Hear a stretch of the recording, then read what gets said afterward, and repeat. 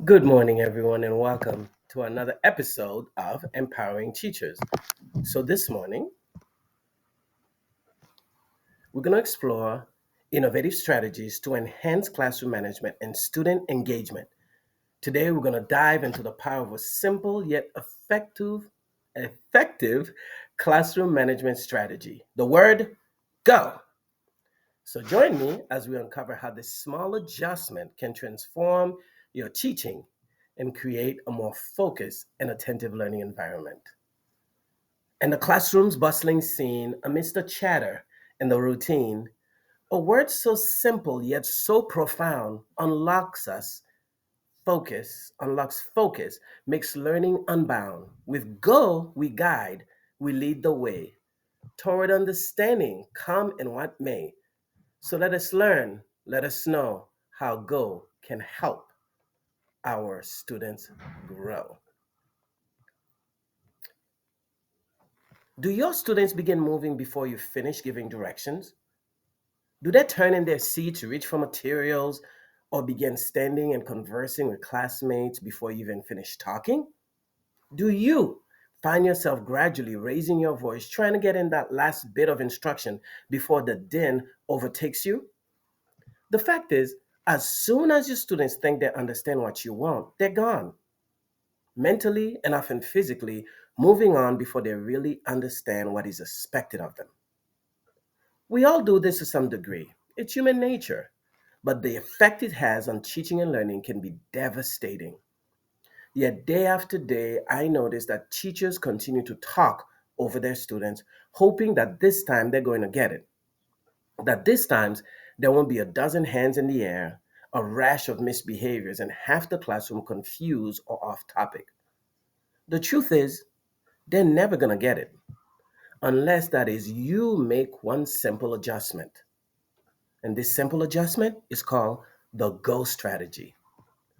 The GO strategy is a simple and effective way to stop your students from moving on, mentally or otherwise, until you finish explaining all of your directions. Here's how it works. Just before giving your directions, insert this one statement. When I say go, I want you to, as soon, then give the direction. And as soon as you finish talking, pause a moment or two and say go. By giving this particular verbal cue, your students will learn to wait and listen until all directions are given before getting to work. Here is why it works. It removes anticipation. When your students know they have to wait for your go signal before starting their work, they can relax and focus their energy on understanding your directions. They'll no longer be in a hurry to rush off.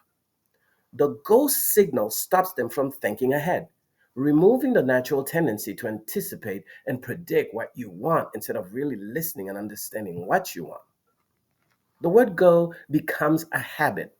Over time, your students will become so accustomed to waiting for your signal that it becomes a habit, something that they never have to think about. The words, when I say go, will be a red alert that what comes next is especially important. Of course, like any classroom routine or procedure, the GO strategy must be taught, modeled, and practiced thoroughly before heightened listening becomes a natural reaction.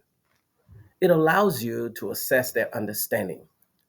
Good teaching requires you to know your students, understand what you want before releasing them for independent or group work. Using a GO signal will enable you to give your directions to a patient and receptive audience. Also, despite how well you taught your lesson, it gives you one last pause to assess their understanding. During the short few moments before saying go, you'll be able to see the understanding or lack thereof in their eyes. With practice, this last visual check becomes remarkably accurate. It triggers action. The word go is itself a direction, one that initiates immediate action. It gets students moving swiftly towards the goal your direction have set for them.